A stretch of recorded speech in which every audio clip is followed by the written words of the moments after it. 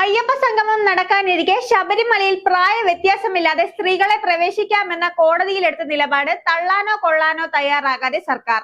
അയ്യപ്പ സംഗമത്തിൽ പങ്കെടുക്കുന്ന ഹൈന്ദവ സംഘടനകൾക്ക് യുവതി പ്രവേശന വിഷയത്തിൽ ഒരു ഉറപ്പും നൽകിയിട്ടില്ലെന്ന് ദേവസ്വം മന്ത്രി VN വാസവൻ.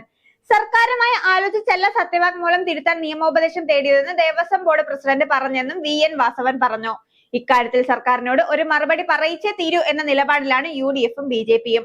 2018-ൽ യുവതി പ്രവേശനത്തിന് അനുകൂലമായി സുപ്രീം കോടതി വിധി വന്നിരുന്നു.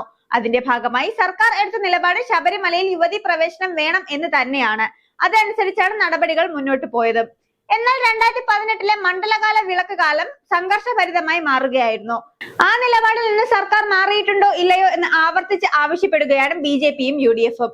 പ്രതിപക്ഷ നേതാവ് VD സതീശൻ മുന്നോട്ട് വെച്ചത് രണ്ട് കാര്യങ്ങളായിരുന്നു. അതിൽ ഏറ്റവും പ്രധാനപ്പെട്ട ചോദ്യം സർക്കാർ ആ പഴയ നിലപാടിൽ നിന്നും മാറിയിട്ടുണ്ടോ എന്നും സുപ്രീം കോടതിയിൽ നടന്ന സത്യവാങ്മൂലം യുവതി പ്രവേശനത്തെ അനുകൂലിച്ചുകൊണ്ടുമാണ്. അത് ആദ്യം വിധി വരുന്നതിന് മുൻപും അങ്ങനെ കൊടുത്തിരുന്നു. അതിനുശേഷം റിവ്യൂ ഹർജികൾ സുപ്രീം കോടതിയിൽ വന്ന സമയത്ത് പോലും നിലപാട് മാറ്റിയിട്ടില്ലായിരുന്നു. ഇപ്പോഴും ആ സത്യവാങ്മൂലം സുപ്രീം കോടതിയിൽ സർക്കാരിന്റേതായിട്ടുണ്ട്.